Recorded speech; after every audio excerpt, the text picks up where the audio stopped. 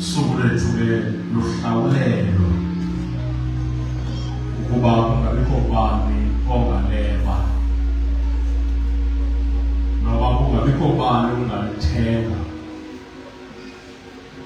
kuba lihlawulelwe ngezinto eziqinileyo. Kungeka golide nasilivela uhlawulwe ngegazi.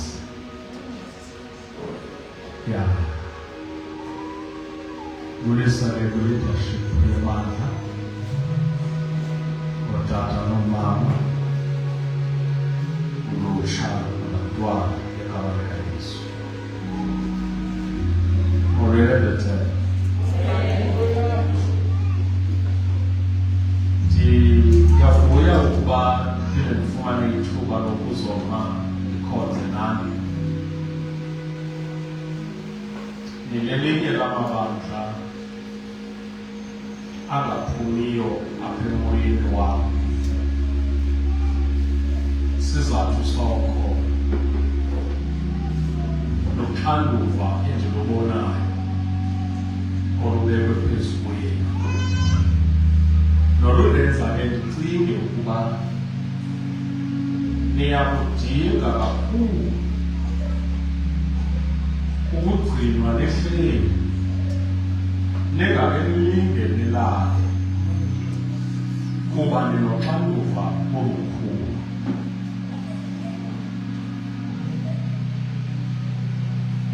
uThixo unabo abantu abathembayo de abathembe ngezinto ezibalulekileyo nezifihlakeleyo kakhulu. Nikhokhelwa ngutata umfundisi nomama uNomaphunga. Utata umfundisi uNomaphunga ukwixesha ngoku lokuba avulelele ebukumkanini bukaThixo. Xa enyuka uba nina aniqaphelanga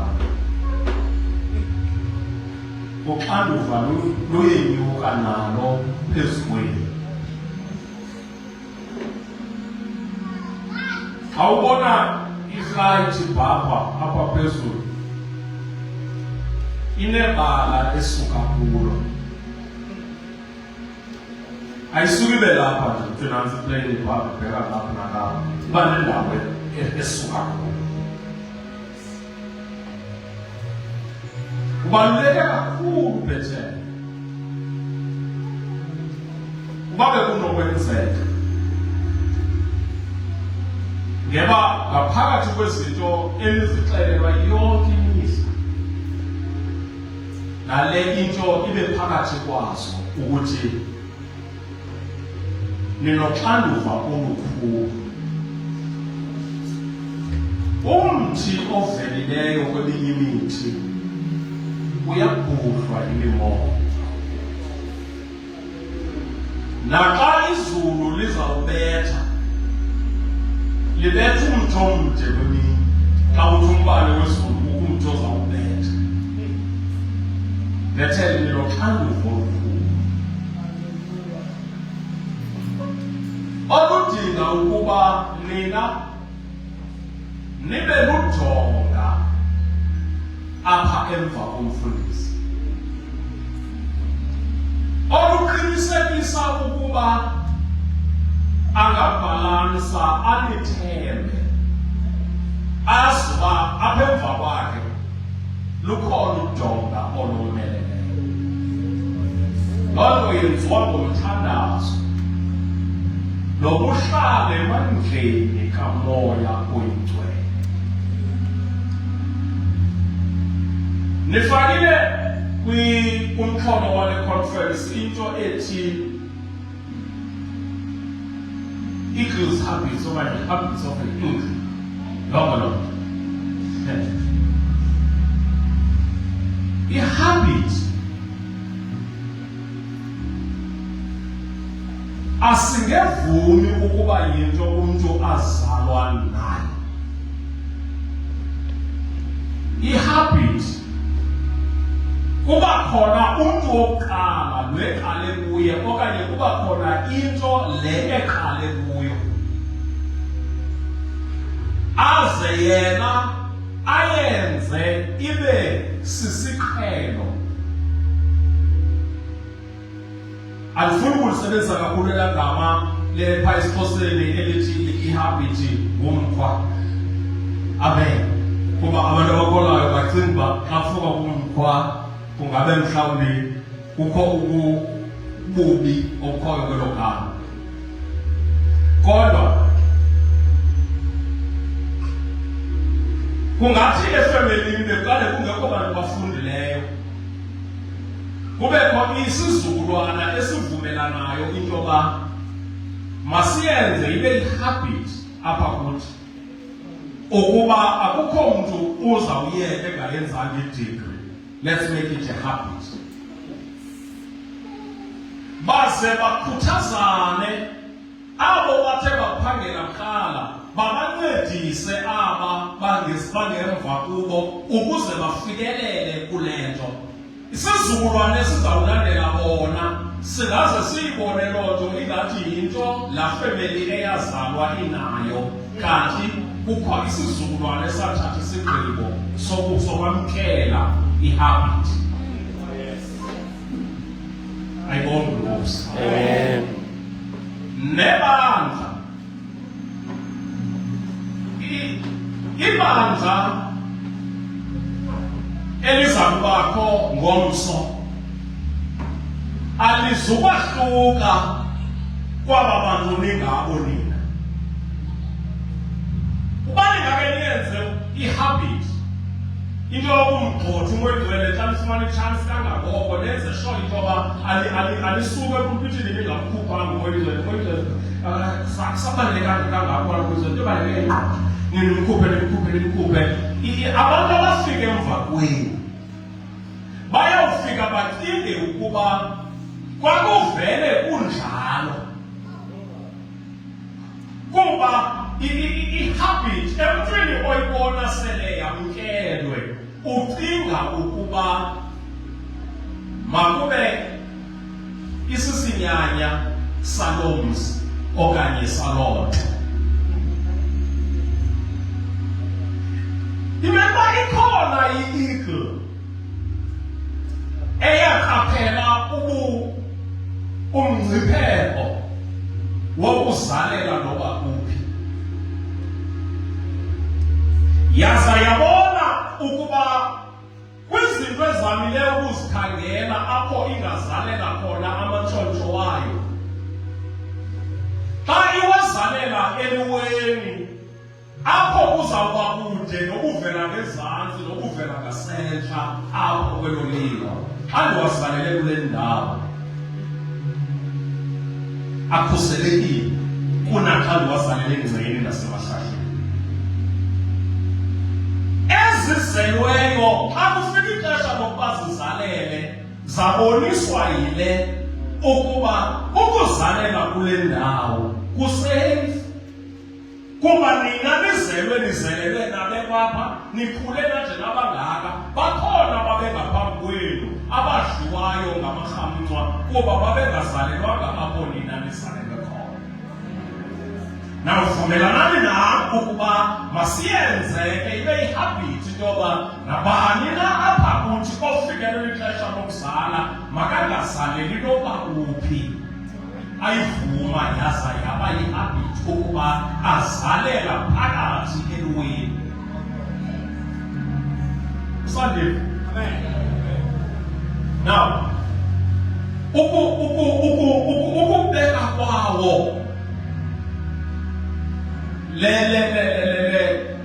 le habit ayongeza ngento ethi ihlungulu likhula. Ngoba nini ukhozi lukhula luyofika kwiminyaka eyi-30. Xa lufika kwiminyaka eyi-30 iintsiba zalo ziyaziwela, ngenye indlela singathi liyaguga. Ukhona xa lina-30 iinzipho zalo azisomeleli njengakuqala. Liyathanda ukuthi noba lizile lithi libambe into liyayiphakamisa liphinde liyigethe iwe. Laza lafumana imfihlo yokuba xa lingathi xa lizibona uba lifike kweli xesha lokuwelwa zintsiba, lifumane le nto kuthiwa kukuphuma phakathi kwamanye, lizibe liyoba lodwa, ngoba xa linjalo alikhuselekanga nakwezinye izilwanyana. Litsho lihambe liyozila, lihambe liyokuzifihla. Andazi apha kuni bangaphi abantu abake bahamba nenkonzo yokuzila ukudla bafika kulaa nkonzo yokuzila ukudla nabantu. Ndazi bangaphi abazalwane besebeke bafika kuloo nkonzo. Ikhona i-fasting yokuzila ukudla. Ikhona i-level xa unyuka ku-fasting ekukuzila ukudla uzile nabantu. Ngexesha ozile ngalo ukudla ungaboni mntu ngamehlo. Ukuba oko kubiza ukuba uyohlala kude nabantu, ukwenze oko. Xa lithe layenza ihlungulu loo nto yokuzikhetha, liyahlala emqolombeni, liphathelwe ukhozi luphathelwe ukudla ngamanye okanye zezinye iintaka, lidle lonke eli xesha lifihlakeleyo. Kungekho mntu uqapheleyo, ziwe ziphele iintsiba, libe nomzimba osabumntwana. Ziphinde ziqalele iintsiba zikhule xa lithe lazikhetha. Musa ukuyibaleka inkonzo yokuzikhetha wawuqaphela kuba kudala lugalela.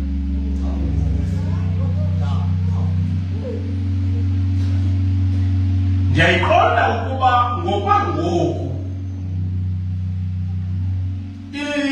impucuko neteknoloji isisondeze kakhulu ebantwini, konje kube nzima ukuba ungakwazi, kuba abantu bangena nawe noba sowungena ebhathrumu ngenxa yefowuni bangena nawe. Amen. Amen. Asiyakala ifowuni lokupha. So kutsho ukuthi alikho ixesha loba abantu bangabikho. Andazi bangaphi abantu abangake bakwazi ukuhlala iintsuku eziyi-60 eyivalile ifowuni for 60 days. Unayo uyivale kodwa.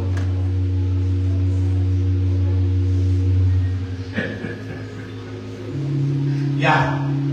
Ukuba awukho ready ukuba awubona, ngoba ngamanye amaxesha kuyenzeka ezinye iimfazwe ezithi zidibane nomntu endleleni, ezinye zibiza ukuba uyilandele le nkonzo. Ziyeke zihlume iintsiba zabo, nenzipho ziphume ngokutsha, nomlomo usuke lomdala uqale lomtsha. Ngicela uzuqaphele ezaa nzipho zintsha nalaa mlomo mtsha nezaa ntsiba zintsha ziphinda zithi zongezelwe ukuba ziyaphinde zihlale kulo mzimba for 30 to 40 years. So ngela lifile uba beningayazi imfihlelo yoba xa liguga kungenzeka ndiguga nje ndingaphinda ndihlaziwe.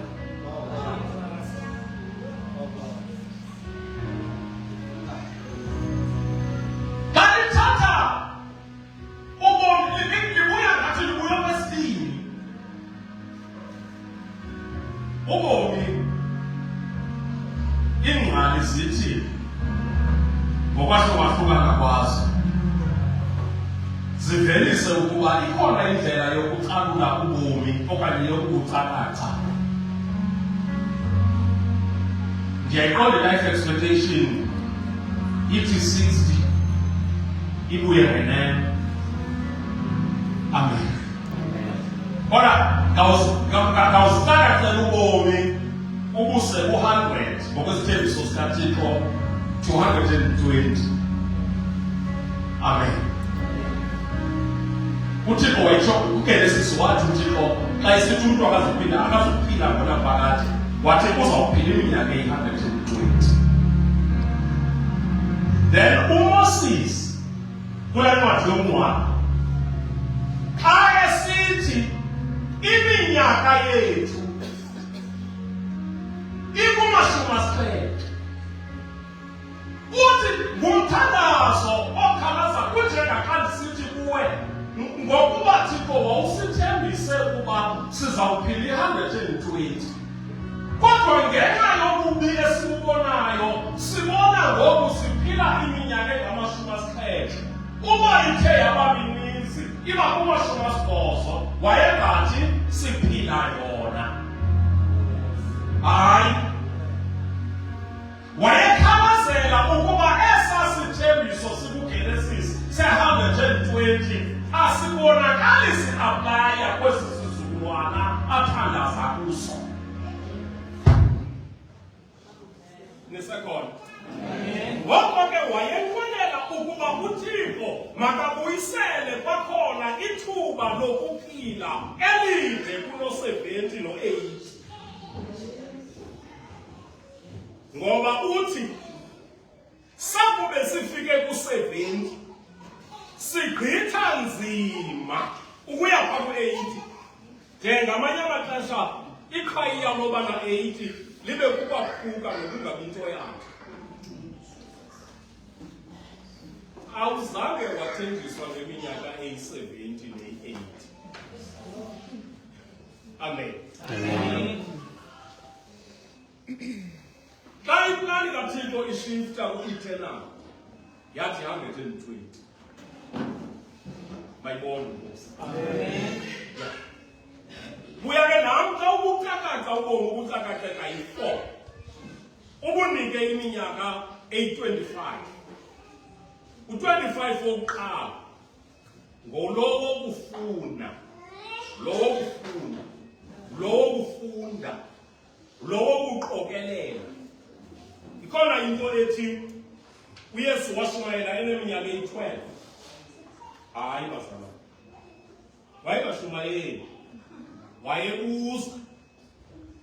Amen. Ya, wayebuza. Wayefuna ukwazi uba indlu kaThixo iqhutywa njani. Nenzana uba njengamadoda amakhulu namabhilili. Thetha ukuthini le nto? Niyenza xa utheni le? Ayibona? Emva kwala 12 wathula waqhwala. Wayodibanisa i-information ayiqokeleleyo. Wavela xa ineminyaka eyi-30 ene-information eyaneleyo.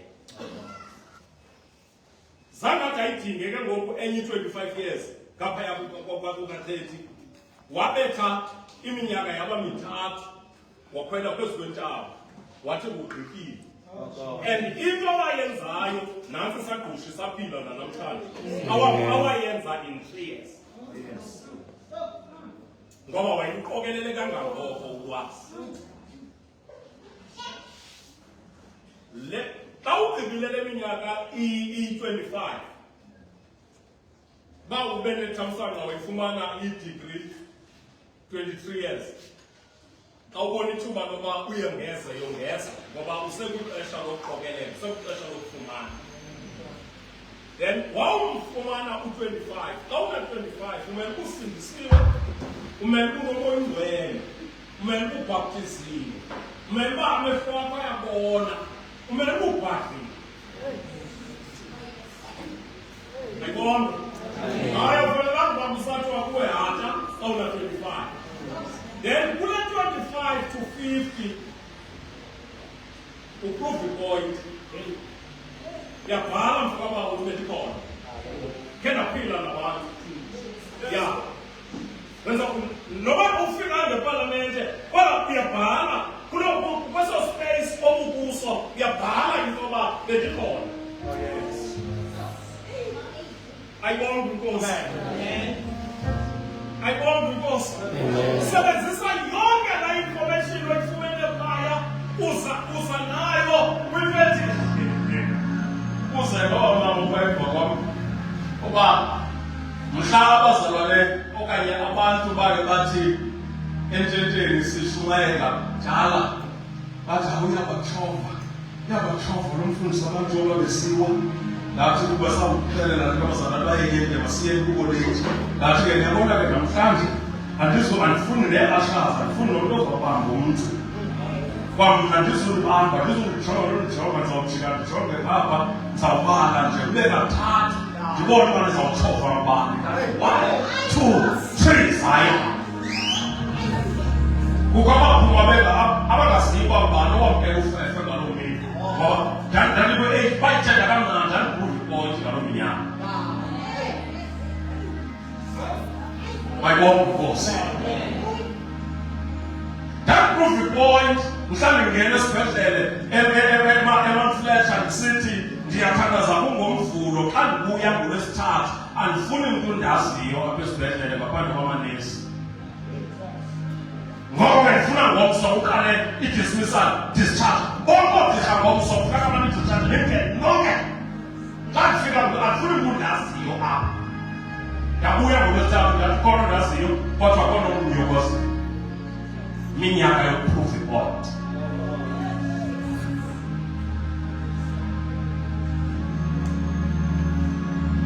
minyaka yokuprove ipoint ihambe yixele imbinana yoba awukagcwali na mamela ndibonise ezinye zezinto ezinjentshamayo kokuba xa bendiprove ipoint ukugcwala bekungekapheleli ngokwaneleyo ndandithelelwe e-Osborne eManfred ndiyoshumayela khona kwi-day of prayer eorganayizwe ziititshala phaya nesikolo esikufutshane xa ndifika abantu beyijonga befundisa bohlala iprogram bathi ngutofu waphi loba iqubute waphela equbute bengandazi intsalo yethu mosayinini bafika ixesha loba kuthiwa kuzawuqala kwathiwa ke makuhanjwe ke kwelwini anikwa namadoda i-maternity dresses zawo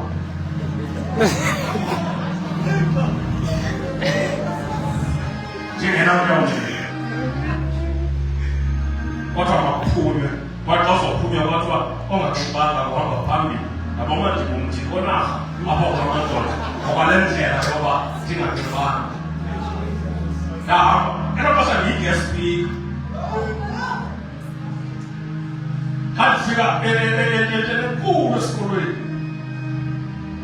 andibhekelisa yathi ifika laa ndawo yoba kuzumshumayeli ndabe sendilanda ekupheleni kwetente ndingekho nasetafileni ibhedini isemadolweni kuba babengandicingelanga njengoo-SP bananikuya kweprove point ngenza umthandazo othi namhlanje wonke umntu xa ndibiza uthakona ndifuna phakamisa isandla noba akazundilandela kodwa ndifuna nje ukumpruvela uba angavuka uyayibakele ndawo ethi noba kandilandelanga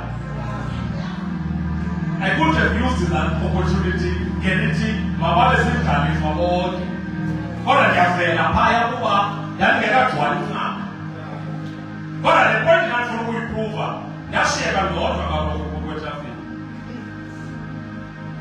zonke omnye wafika ekhatisile xa sewugqibile wathi wamisa wathi ndifuna ukulantisa abantu bangabi bethetha inoba abangayivanga abangayazanga andizinikeli kuloo tata ndintonayo very easy andihambi naye ndiziyokonza kwenkosi yakhe ndiyabona uvungela intlalo yakhe uba izawuphela ngoku emva koba yeye wasinikela prove point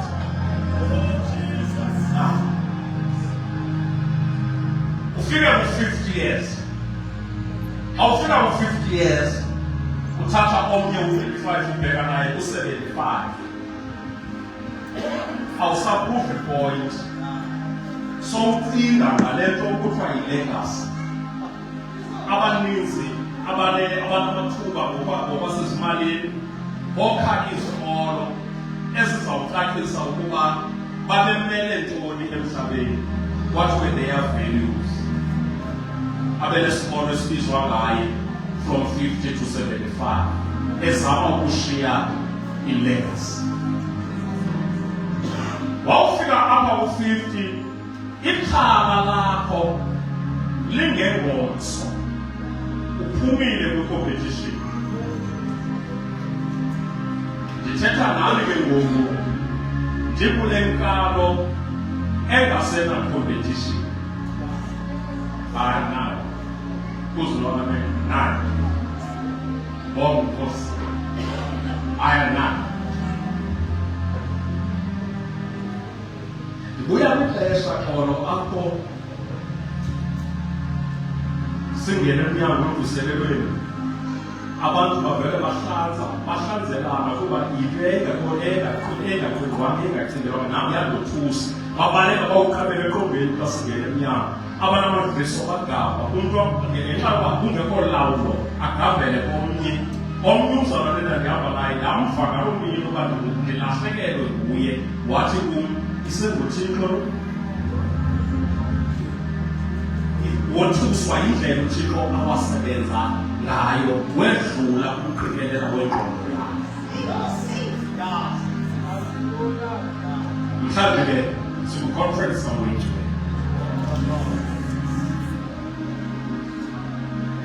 umhlobo wakho, umhlobo wakho ndinike ifasting, undinike umthandazo, undinike inkonzo kamwethu uzithathe zonke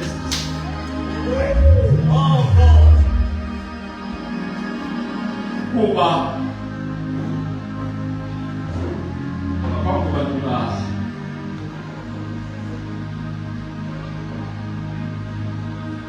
enye yezinto ezimangalisayo kwi-habits ze-eating ukuqeqesha abantwana bayo ukuba ayityiwa into ebolileyo. Eagle ayiyityi into engekho fresh.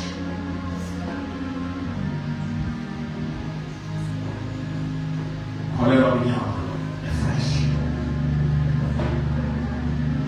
I-eagle idume ngokunikwa amehlo abona kude, nabona noba uyagqutha, akwazi ukubona noba ugqutha abone ngapha kugqutha. Namhlanje ndiyacinga uba niyijikelezile bashumayela iveki yonke mani, kodwa kunerhala lobulikrobisa kuyo evakala ngathi ibingamele kuba ibalwa kwi-habits ze-eagle le nto, kodwa kuba yinto ehamba nobomi bayo i-eagle, yanyanzeleka uba mayoyaniswe apha kwi-habits zayo leyo kuba nangona izalela eliweni utshaba oyi-1 olukwaziyo ukufika phaa yinyoka. And inyoka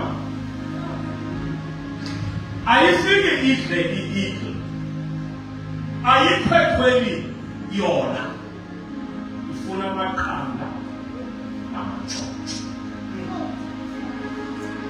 Ukhona ke ngoku umntu olivayo ebhetele, khona olivayo. Inyoka ithi ngoba iyaviwa nayo yi-eagle xa kuthe kwenzeka yabona. So into engayenza kukuphungula imveliso yayo. Xa ingakwazi ukuthi rhoqo yawube i-eagle izale amaqanda yona iwatye, ukuba amaqanda ade akhandusela iwafumane esengamantshontsho. Aha.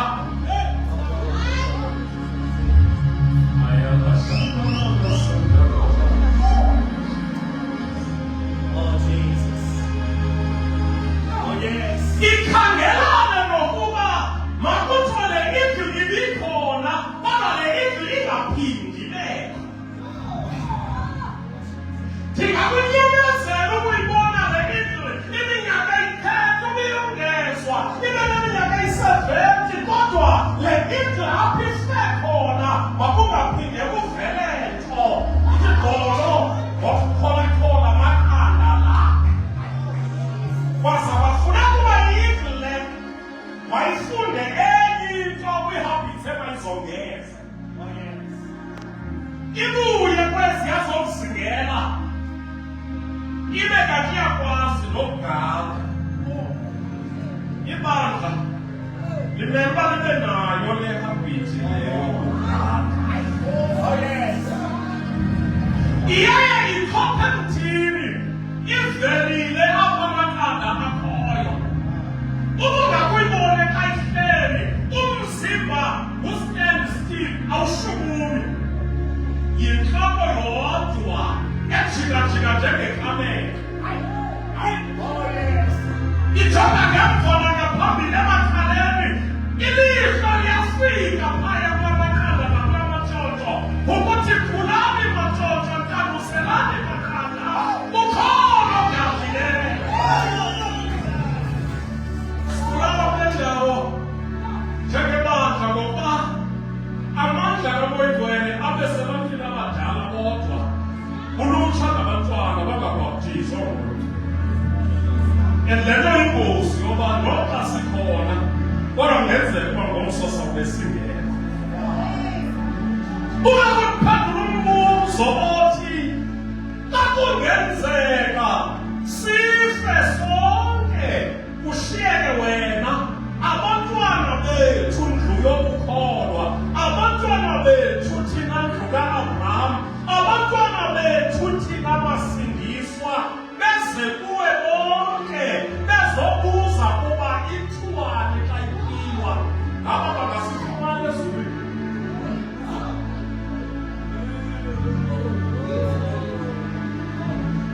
kamsheke wena wethu ngumntu okhona kunye nathi kuthiwe sifile sonke thina abantwana bayikhangele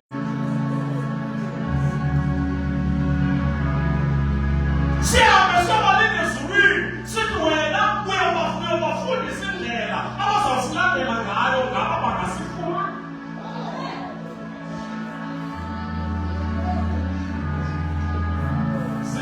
zithini ihabhitsi zakho unayo le ndawo yokugada ewe kodwa xa ungaqapheli ukuba ufukame into uzalele into kukho into ezawukhanduselwa ngenxa yogazi inyoka ingene endawo yofukamela kuyo iwadla amakhanda namatshontsho ugqibele ucinga ukuthi into noba kakuthandi kanti awugadi ngokwaneleyo zimbini ezincwadi sizisabelane ngazo ngemisuzwana sithandaze thatha la ncwadi ka-Isaya 40 thank you Jesus Isaiah 40 verse 28 compared to 31 thank you Jesus Isaiah chapter 40 yes verse 28 yes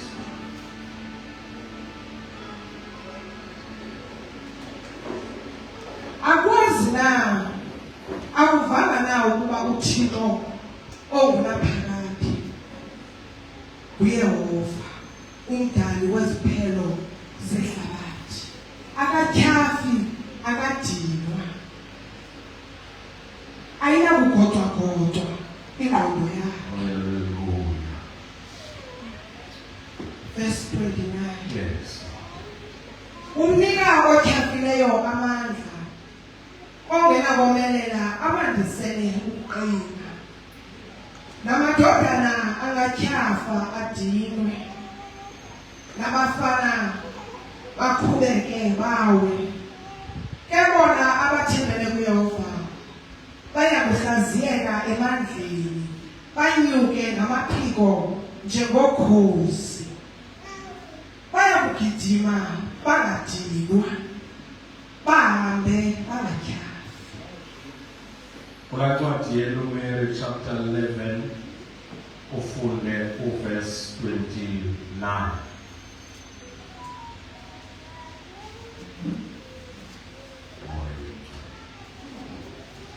Ncwadi yeNumeri chapter 11 verse 29.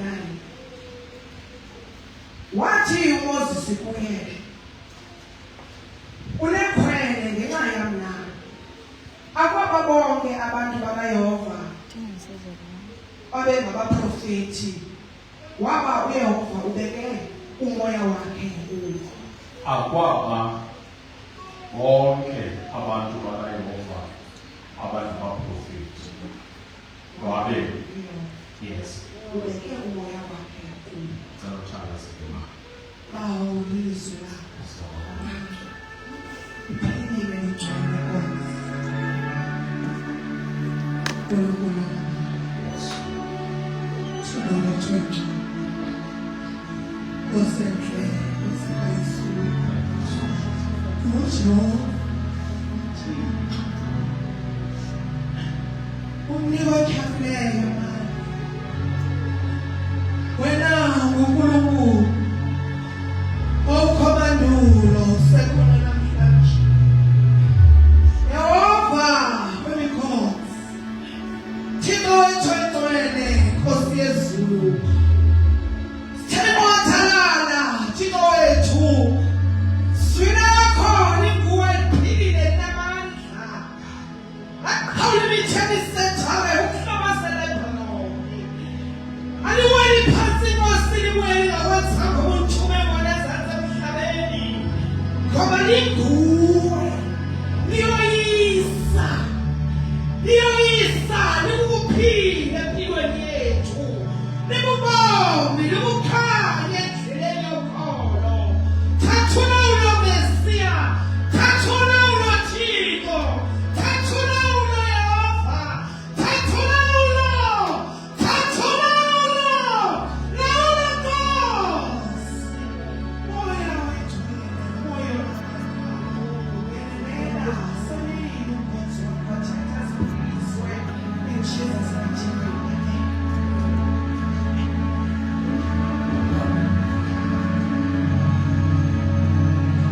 Khawuboleke imizuzwana yobomi bakho kule conference kaMoyidwele eBethel ngo-2025.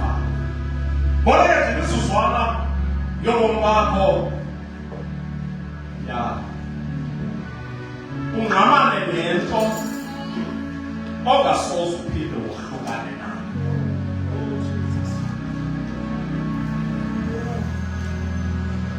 Kukutata owabe engumshumayeli owayishumayela kule mihlaba yaseNkote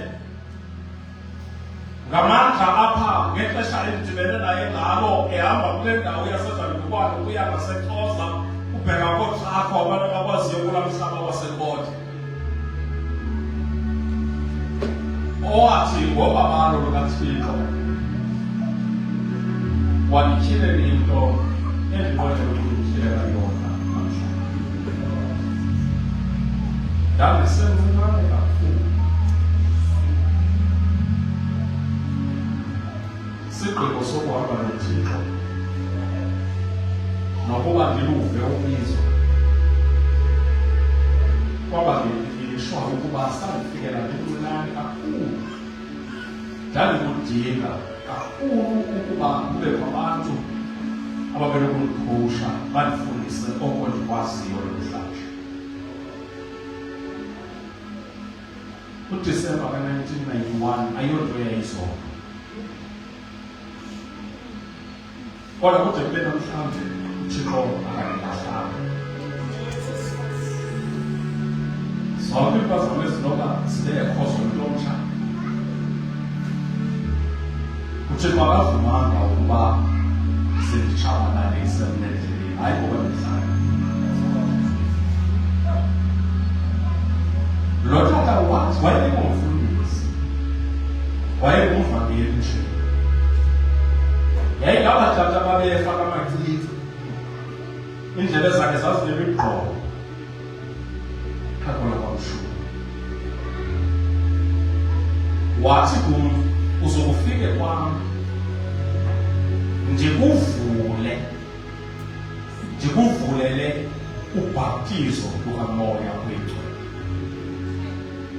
Wathi ndifuna ukukubonisa umnyango oza kukugcina ingathi ukusamkela umoya oyingcwele izolo, oza kukugcina ingathi ukusamkela uYesu izolo.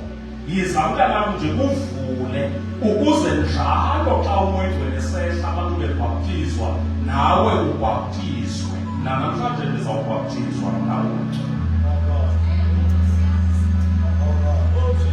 Namhlanje ndizawubhaptizwa ngokwethu. Umuntu ozawubeqala namhlanje uku-experience amandla kaMoya uzawulingana nawe.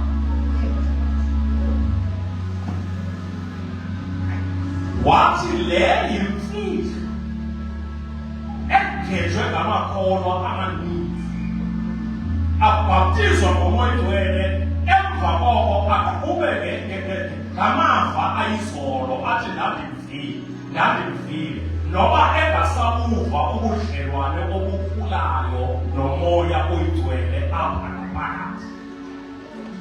Wathi le nto iya kukuncedisa ukuba xa ugqiba ukwamkela umoya oyingcwele ukoyika uThixo ukongamela kakhulu kunabantu okudala bemamkela umoya oyingcwele. Nikhona? Ngenxa yeso sizathu uba wena ungathi qho xa umoya oyingcwele evakashela ibandla nawe uchukunyiswe ngathi uyaqhalwa, loo nto iya kukugcina kwicala elikhuselekileyo ngoba uyawuhlala unoyika uThixo ngathi uyafika.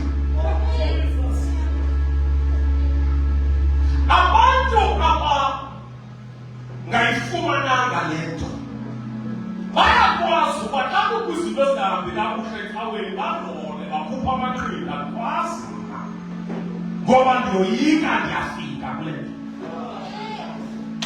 Abakhona amaxesha woba kube kwiindaba ezidliwayo emlonyeni, noba singomzala ubani, noba singomfundisi ubani, nakwazi ukudla kuba ndiyafika mna kule nto ngenxa yoko ndiyasinda ngoba ndiyaziba ndecaleni uba ndiyathethwa kodwa ithethwa ngabantu bokudala bekuyo, mna ndifikayo yithini tu. Xa kuthiwa kukwi-spiritual conference ndiyakhona, ndiya nentliziyo evuleleke ingathi zange ndabhaptizwa ngomoya oyingcwele ngoba ndiyobhaptizwa ngomoya oyingcwele, ndiklina onke amagumbi entliziyo yam, ndilungiselela ukwamkela amandla kamoya oyingcwele. Namhlanje ungaphenduleka ukuba ndithi kuwe nditsalele nala mandla from 1991 ngoDisemba ndibe ndisavutha ndathi ndiyafika, namhlanje ndagcinwa ndavulwa kuloo ndawo ngoba kwafuneka ndikuvule. Wandivula xolo ngomthandazo awathi sizawuzila ukudla iintsuku zibe yi-6 kangathi sizilela ukuzila ukudla iintsuku eziyi-18. Awudiva? Sizawuzila nawe mntanam ukudla iintsuku zibe yi-6. Sizilela ukuzila ukudla iintsuku ezili-18. Xa kufika ukuphela kweentsuku ezili-18 asiphumi mntanam, sizilela ukuphuma kweentsuku ezili-18 ezinye iintsuku ezintandathu. So lo 6 ongenelo nalo 6 ongaphaya akabala, eyona fasting yethu ziintsuku eziyi-18.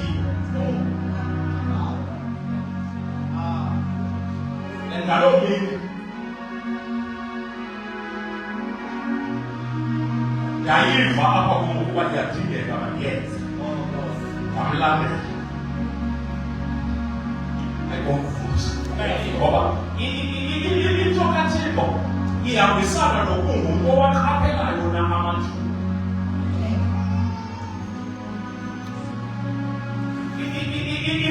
Ivama ukuba icela ungeni kuwe uphakathi kwabantu.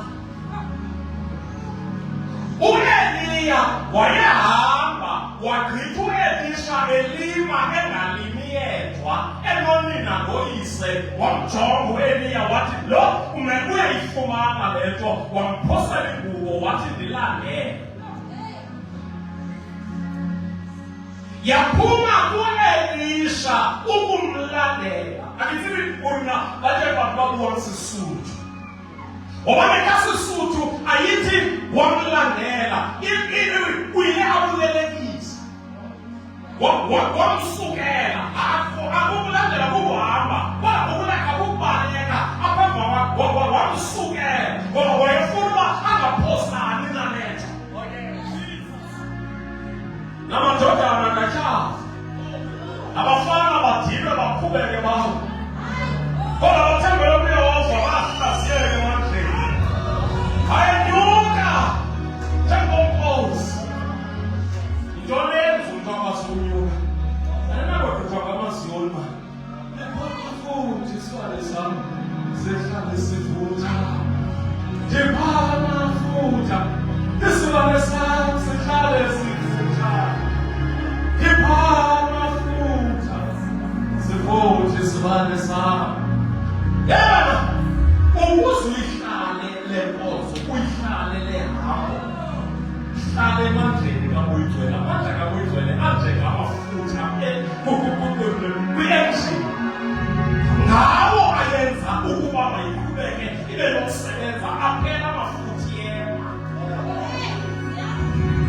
KuMoyigcwele ongazugqibela ukumfumana ngo-2025 ube sawuthi kunyaka ozayo babeza abantu abangenamfumana uMoyigcwele sine-spiritual conference. Yeyi, xa uye kwi-spiritual conference ngoku sowuthetha ngelwimi. Khamisa, wondliwe, khamisa, udalelwe, ngoba apha kwi-conference kaMoyigcwele ndaqaphela uba sifunda namazinga ngamazinga wokuhamba noThixo sikumoya oyigcwele.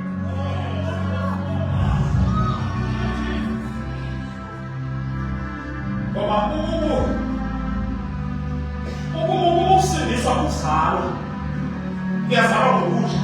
Nokubhaptizwa nguMoyigcwele uyazalwa. Inobomi, ine-stages, inamanqanaba athile umntu ekufuneka awafikelele azofumana nale nto yokuhamba angadinwa.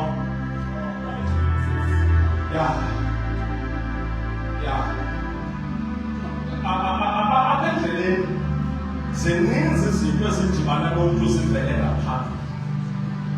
Kodwa kugqitheka apho umuntu ebhaptiziwe ngamandla kaMoyigcwele aze amgcine uMoyigcwele njenge-oli exhaphayo entsha apha ebomini bakhe.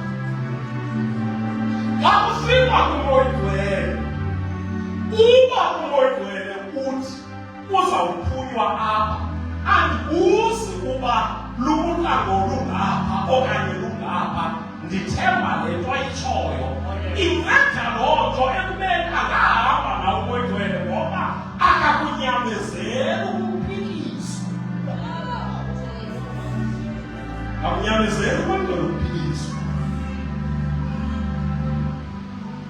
nguYesu owakunyamezelayo ukuphikiswa. uMoyigcwele ayinyamezeli into yabantu abamphikisana. uMoyigcwele xa efika ebomini bomntu ufuna ukulawula. uMoyigcwele xa efika ebomini bomntu ufuna ukubona utshintsho, ufuna ukubona amazinga. uMoyigcwele ufuna ukuba ude uyofikelela kwenye ilevel apho uthi xa usithi ndibona umbono, uthi uyibone kude, ungabi ngumprofethi othi xa kuwe imoto uthi bendike ndayibona embonweni utsho seyiwile.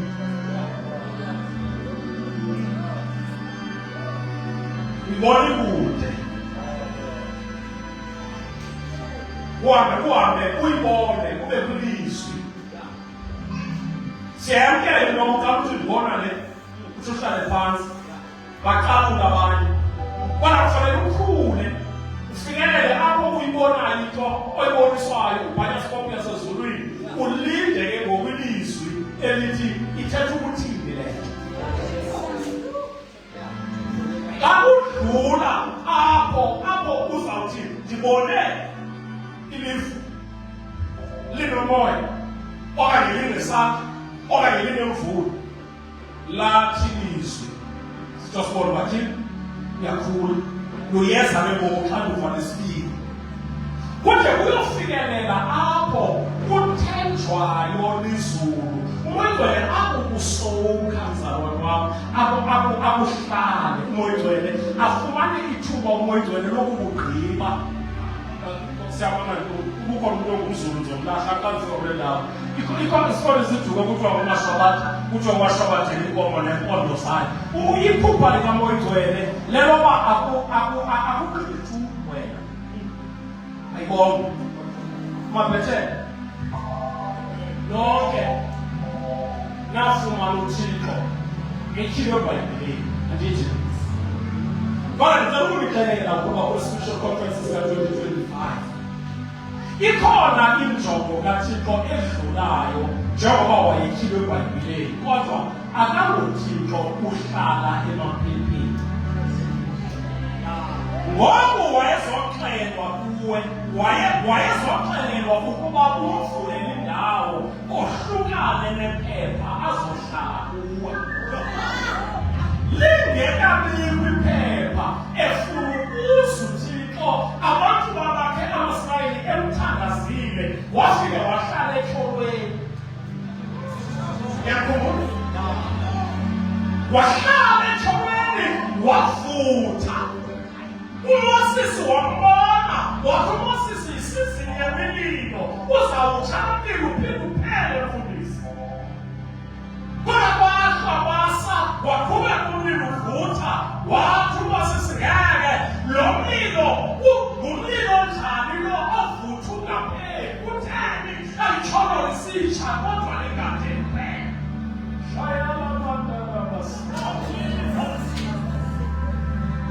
wathi makhe ndityeke ndiyobona ngoba umoyingcwele uthandana nabantu abakulungeleyo ukutyeka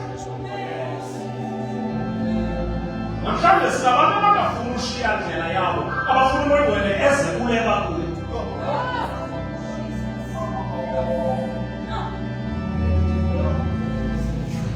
umoyingcwele unenga ungayishiyi indlela yakho uye kuye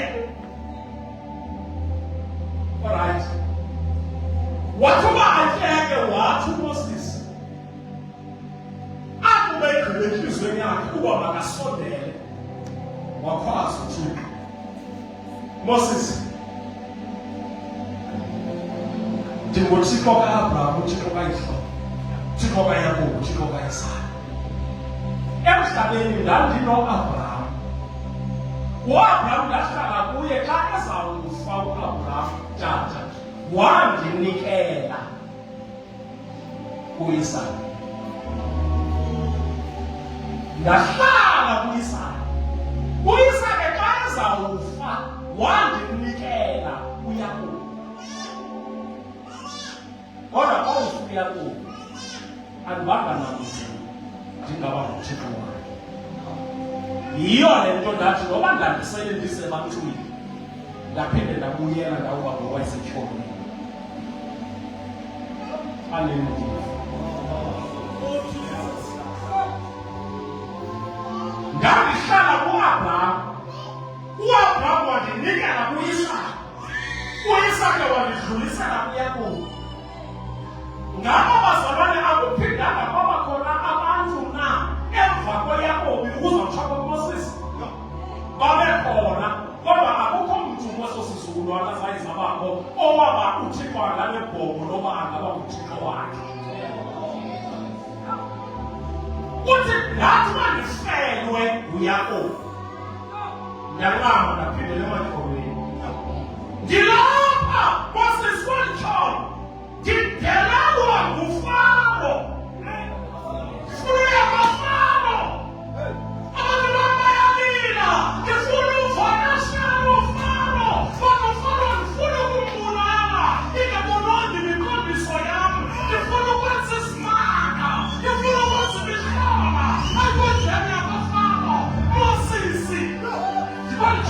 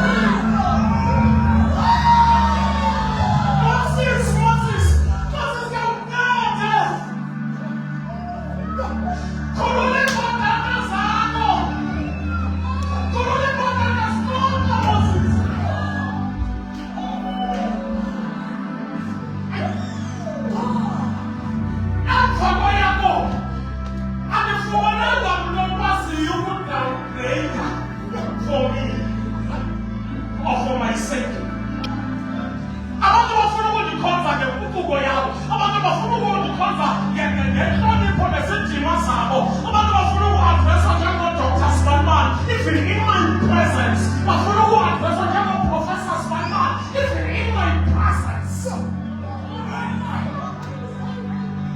Moses, akulu bathenga ngenyawo. Yo. Angasibamba baba. Ukhona ukuhlabelele thanda ukucula worship asiqosenza umthendebelo. Kwathi kanti umbona umsindisi efirst phambanweni. Ngiyalahla ngiyofuna konke ukuzidla.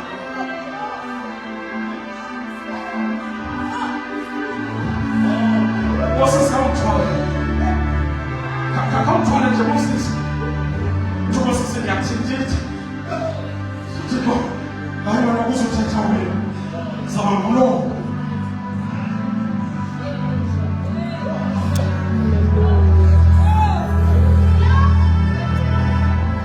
Wala wayevangeli kuthiwa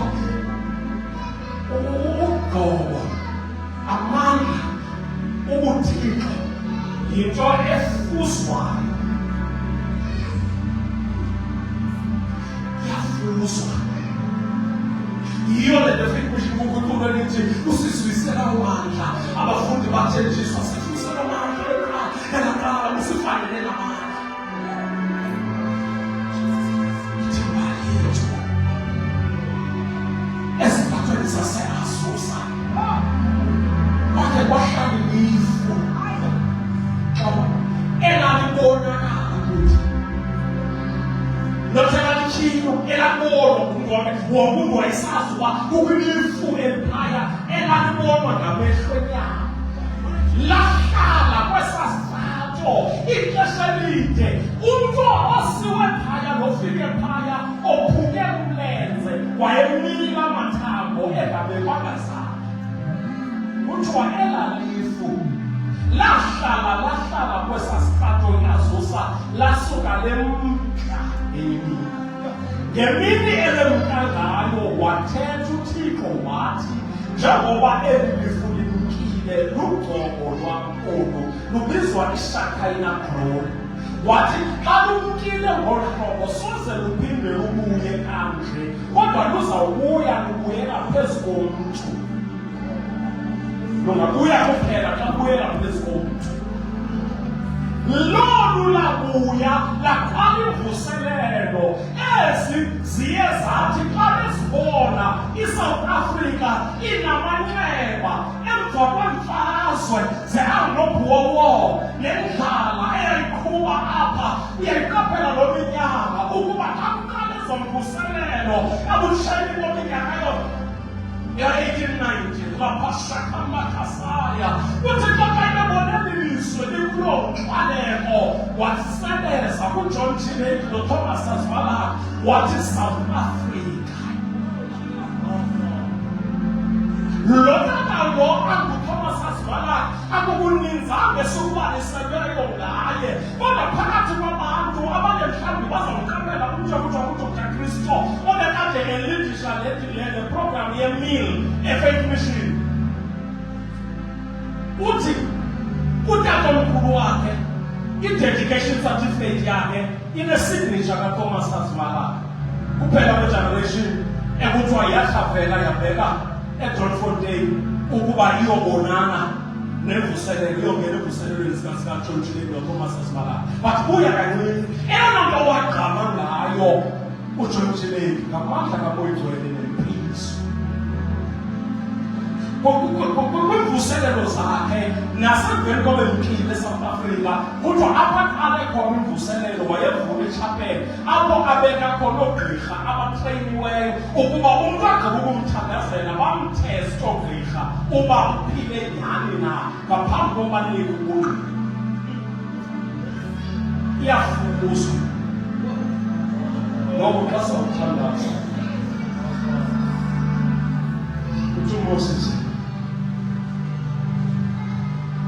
akwababonke abantu bakaThixo bebengabantu kube kanti bonke abantu uThixo benomoya wakhe kubo. Uyithethiswa le nto kuba zangamandelwe sesiganeko sasentabeni, kodwa wayivuma injoba Thixo ndinxibe wamnxiba uThixo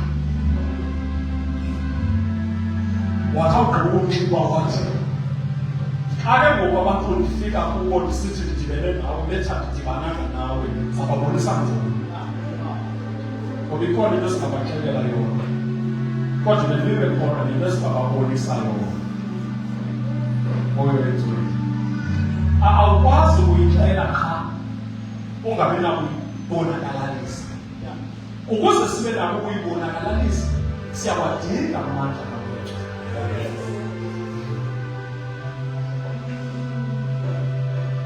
Akubuthixo ethe khulula Moses leyo sayini yodwa yoba azikhulule izihlalo yamenza uThixo wambona uba uMoses ulungele ukuhamba naye wayikhulula uThixo iqondiso zakumkhapha ngoba uyabakhapha abantu abavumelene naye.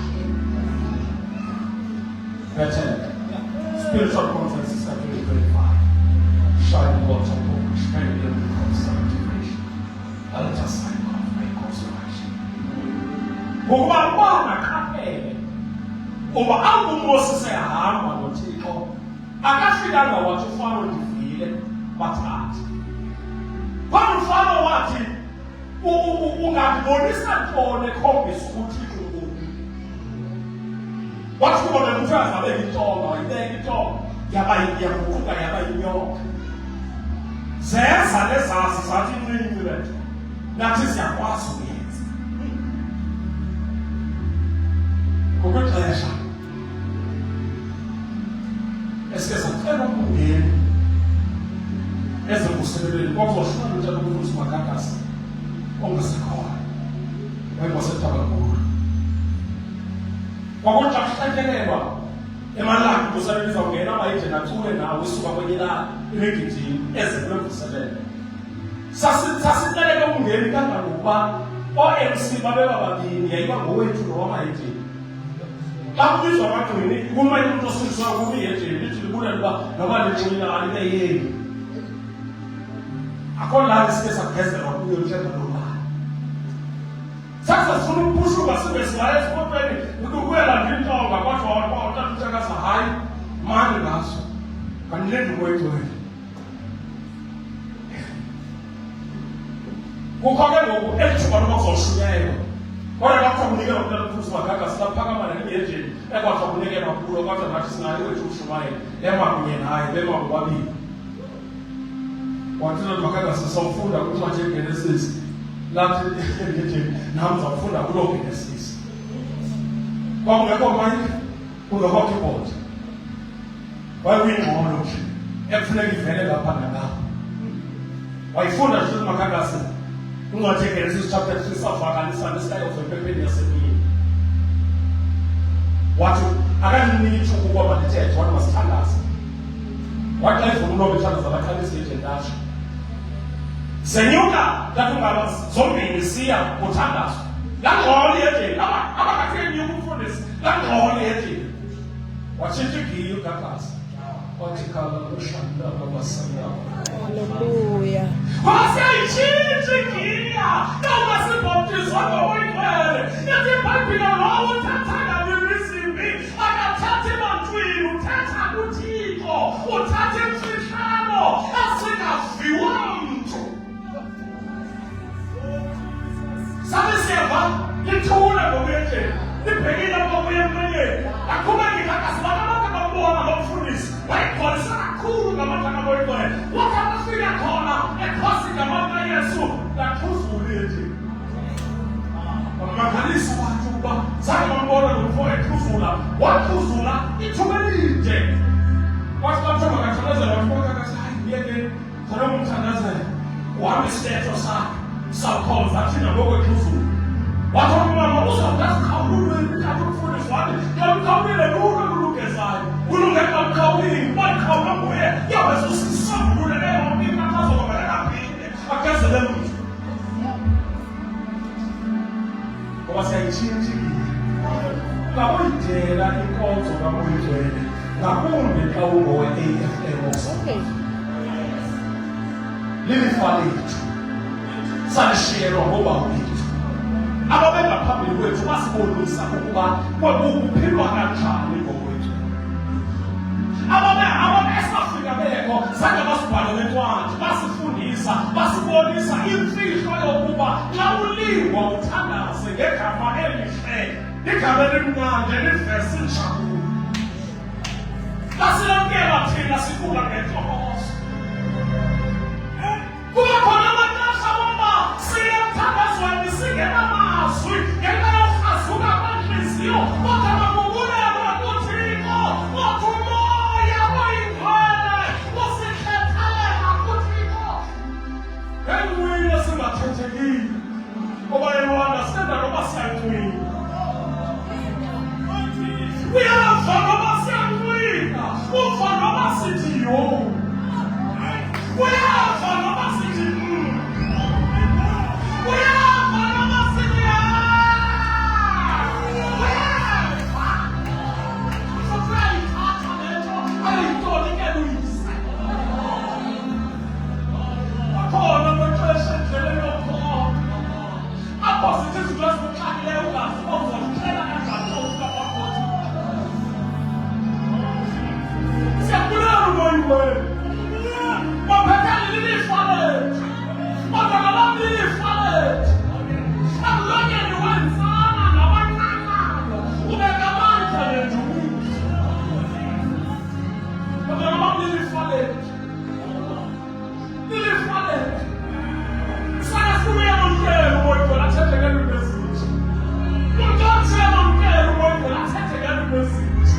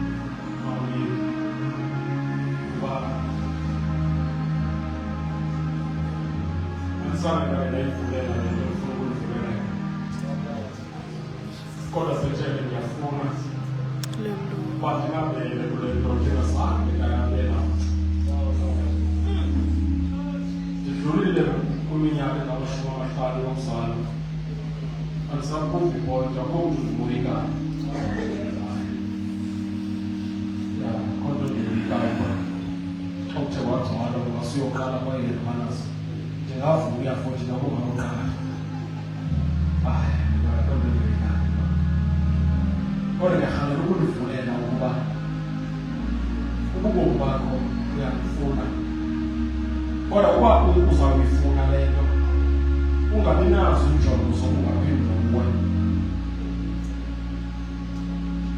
Mna mhlawumbe ndayifumana ngathi xa ndifike ekhaya, zange ndiwenze lo mthandazo kwam utata lowangenika.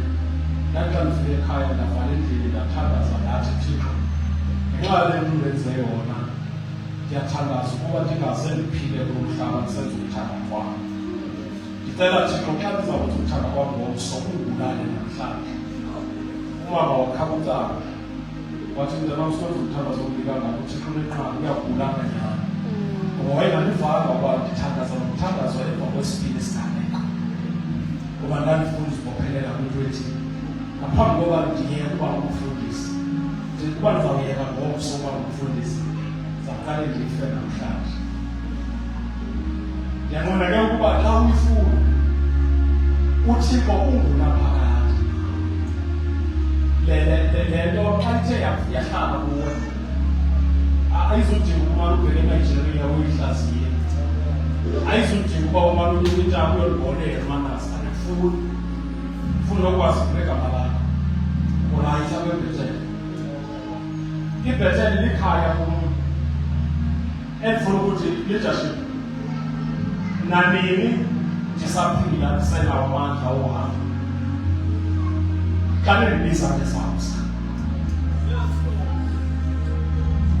Ndiyanqwena nje ukuthi xa ndizawuvuka uThixo ungunaphakade, uyazihlonipha izithembiso ezingunaphakade. Uba ufuna uhamba naye umxelele uThixo uba Thixo andifuna ukuthi ngoku ndifuna uhlala nawe ungunaphakade. Ngoba uba le nto ivuliwe namhlanje izawuthi xa ikhula, uba uyifumene iza kukhulisa ukufikise kulo mthandazo bendiwutsho. Ngenye imini uThixo uvule amathuba ngoba ndisenza kuhlala kweli ndawo. Ayibona futhi kade siza ngomfuzi ithuba elide ngoba icawe ingathi Thixo usawubeshela ka-75 sizawubukela lithisho. Ngenye imini ndiyakwakhona ithuba loba ndikukhambe kwi-details zala mthandazo wokusilela ukusilela. Ngoba unento okwenza neminyaka, unento okwenza namagqubu. Xa uzawuwenza la mthandazo akufuneki ube kanti ngumntu ongaxolekile. Unayo ingozi kumanxeba isono, uyakwenzakalisa abantu. Andinakukunika zonke iinkcukacha ngawo ngoba xa ndiza kusa kuwo khona izinto ekufanele ndizityile kuqala ngawo, ndivumeleke ndiwukhankanye nje ndiwuyeke wona, kodwa nenza kusa kuyo kuba emva kwalapho kuba khona esasityilelo sikusa apho uthi uYesu ndambona endle. Ayibona, uyazibona iingelosi, uyaliva ilizwi, uyawabona amaphupha. Funeka ubomi bakho bufike kuthi apho uza kubona khona uYesu. And kuleyo level, ii-levels zonke ke ziyabhataleka. Inkukhu ukuzimela entshontsho ibhatala i-21 days ingathi. Bhatala i-21 days ingalali kwindawo ezilala kuyo ezinye inkukhu. Uba iyidojile na 21 days ayabola amaqanda wayo. Ndingothuka ke uba ngathi ukuzamane apha owodlulwana yinkukhu ongazange wayizile iintsuku eziyi-21. Oyegqithwana yinkukhu. Inkukhu xa isirias ifuna ukwandisa umhlaba 21 days. Ndicela ukucela umngeni lakufika ixesha lokubona ukuba ungenwe yile nto, uzivile ingathi ubungumuntu obusamkele uYesu isona. Uzigcine ingathi ubungumuntu obubhaptizwa ngabantu abakwethu isona. Sefikile umuntu. Sefikile. Sethatha lawo. Usasenza inkonzo.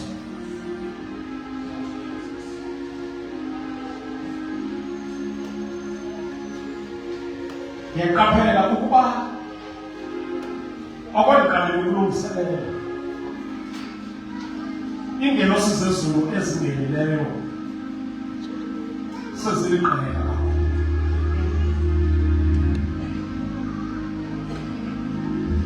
Bethele ngasikele nto ngayigcina.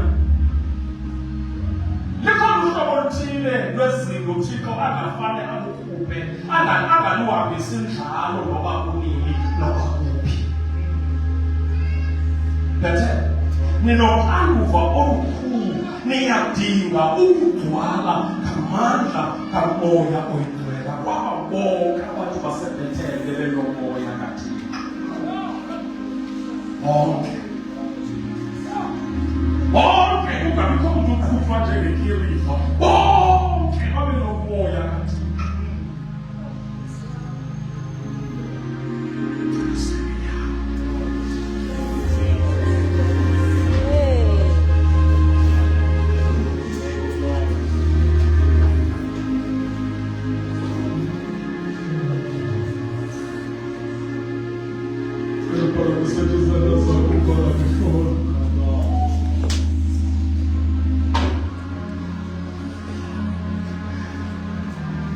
Yeah.